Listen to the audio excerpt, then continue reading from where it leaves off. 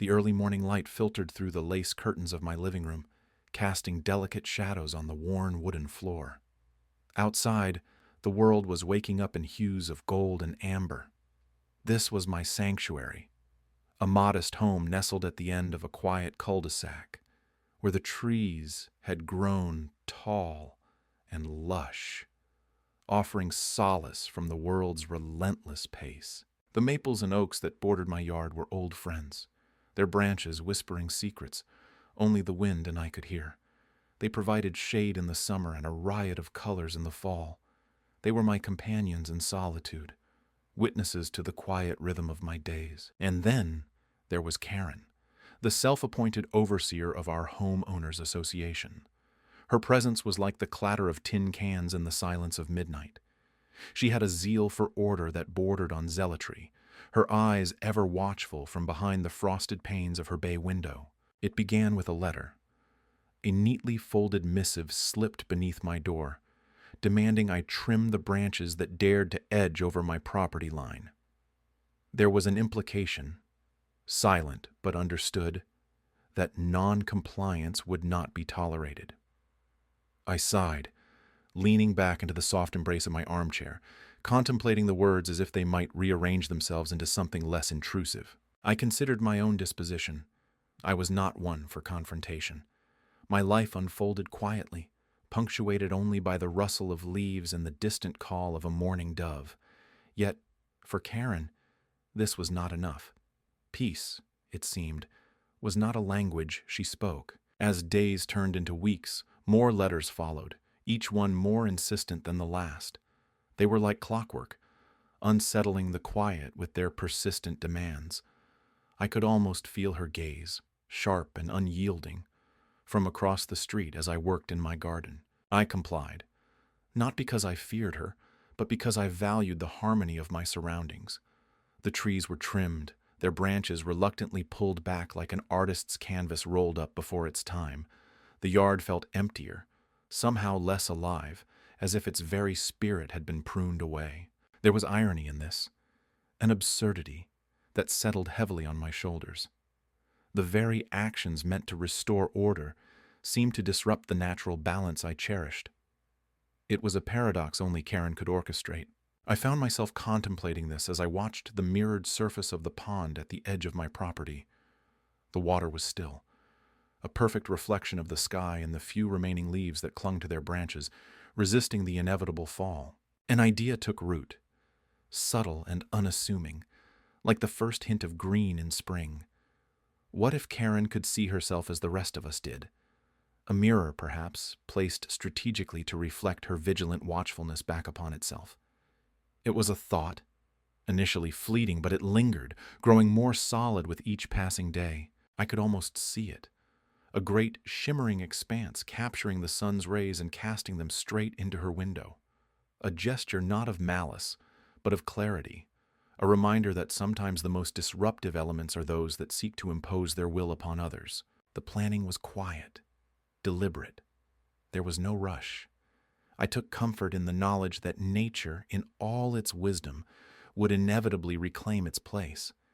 And perhaps, in that reflection, Karen might find the space to pause and see the world, and herself, as they truly were. My hands worked steadily, mind serene in the knowledge that the mirror would soon stand, a silent testament to the resilience of tranquility. The quiet aftermath of my defiant installation hummed with anticipation. The mirror, an unapologetic expanse of reflective glass, stood tall against the backdrop of my now barren garden, its purpose clear, its position precise.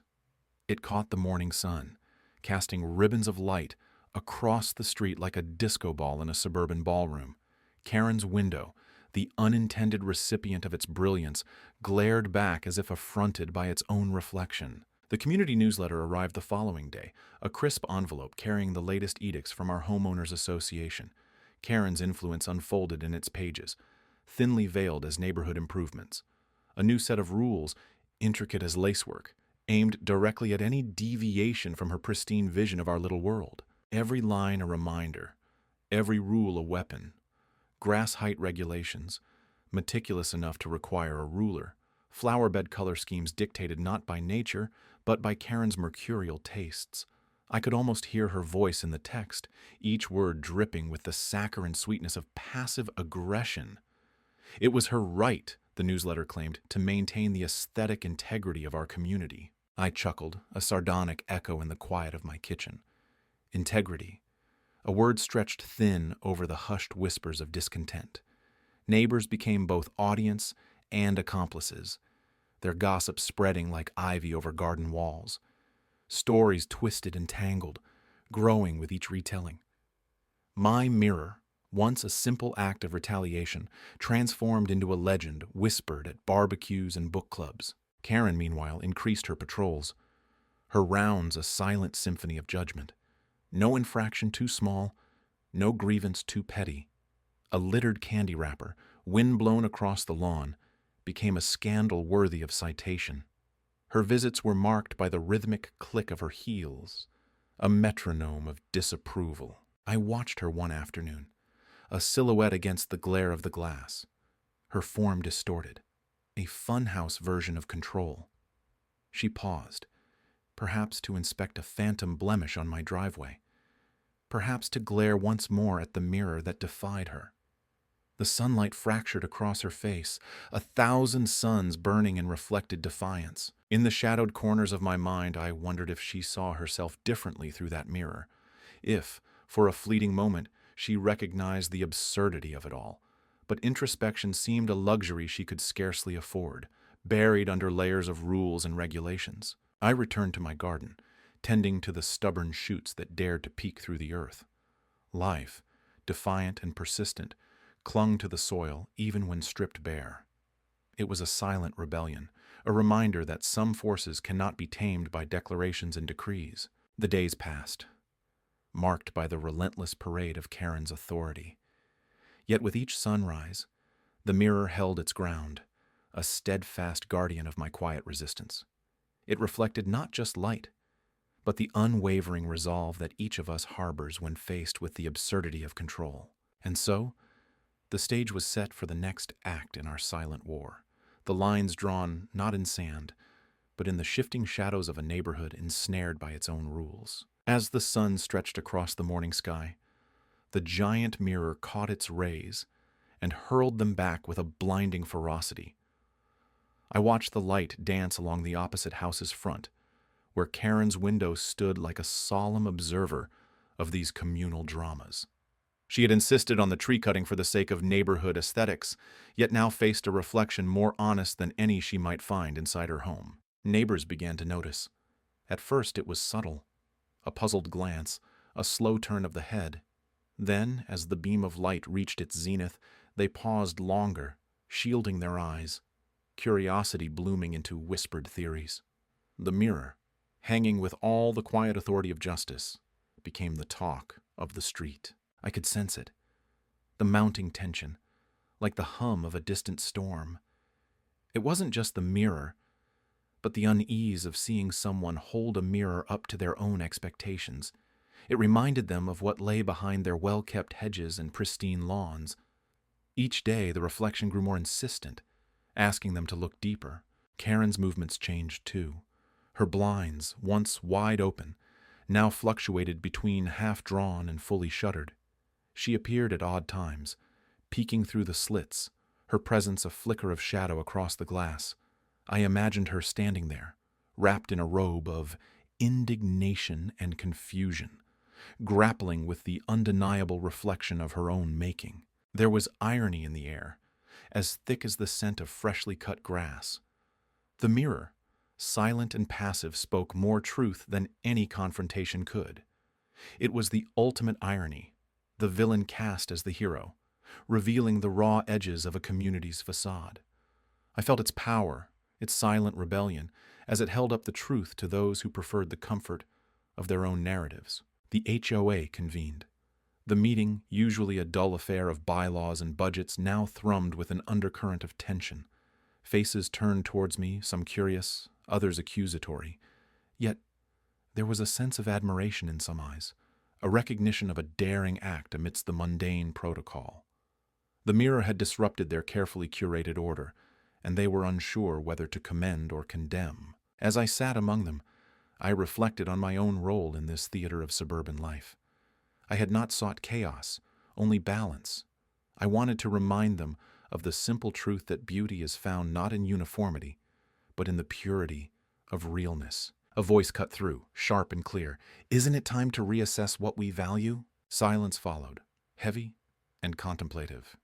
It was a moment of reckoning where reality shimmered just beneath the surface of their polished exteriors. The mirror had become more than a reflection. It was a window into what lay beneath their manicured appearances. As the meeting adjourned, I walked home, the dying light casting long shadows on the pavement. The mirror stood gleaming, its presence undeniable. I knew the story was far from over, but for now, I had found my peace in its reflection. Each evening, as the sun dipped below the horizon, it offered clarity in a world that often preferred its illusions. The morning sun crept over the newly bare branches, illuminating my freshly pruned yard. It was a sight I never thought I'd witness, the trees I had cherished reduced to stumps and shadows. The decision had been dictated by the relentless hand of the HOA, wielded by none other than Karen, the queen of conformity.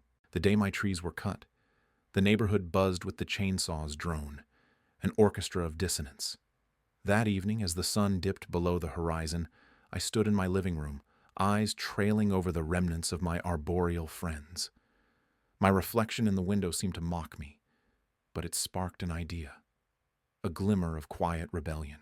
A week later, a truck delivered a massive mirror to my driveway.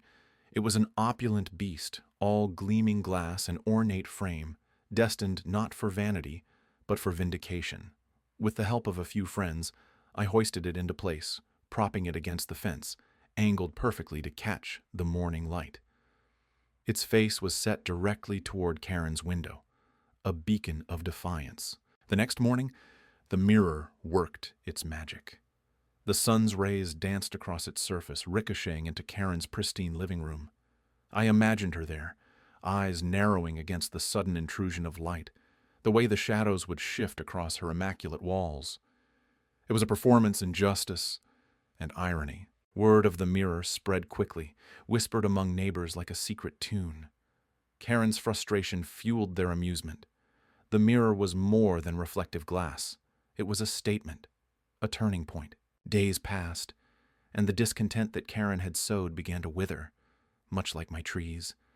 Neighbors who had once nodded politely began to linger on sidewalks, exchanging smiles with me, their glances flitting curiously to the mirror. It was as if the community had been waiting, breath held, for someone to stand against the oppressive uniformity. One afternoon, while tending to the garden, I noticed Karen in her yard, her posture rigid, her expression tight. I felt a calm ripple through me. The mirror had become a fixture, an unexpected mediator that reflected not just light, but the simmering discord and the possibility of change. A week later, the HOA meeting was more crowded than usual. People filled the seats, a sense of anticipation hanging in the air. As discussions turned to community matters, I remained silent, listening. Karen's voice, usually commanding, seemed less resonant, overshadowed by the collective presence of those around her. Then, in a moment of unforeseen solidarity, a neighbor raised a question about the necessity of the stringent rules. It was a small crack in the foundation of Karen's control, but it was enough. The mirror had done more than reflect. It had refracted the community's discontent into a spectrum of possibilities. In the weeks that followed, the atmosphere shifted. New conversations sprouted where silence once reigned. The mirror continued to stand, not just as a symbol of defiance, but as a reminder of change, of a neighborhood that had finally seen itself and decided to grow in its own wild, unruly way. As for Karen, her influence waned, her voice a fading echo in the halls of the HOA. The trees might have been cut, but in their place, something far more resilient had taken root.